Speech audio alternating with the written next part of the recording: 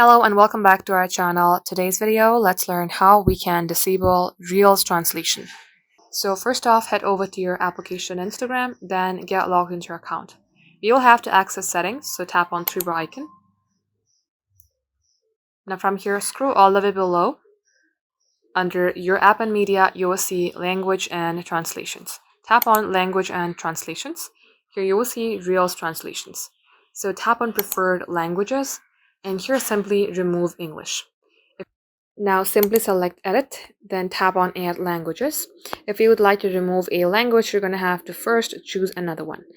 So for example, I'm going to go ahead with Chinese, tap on add language. Now in here, let's go ahead change the order. So simply long tap onto Chinese and put it on top so that you will see primary here. Now let's go ahead remove English, then tap on done.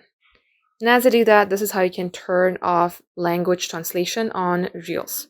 Also be noted, you have to have another language if you would like to remove one. This is how it's done. Thank you for watching.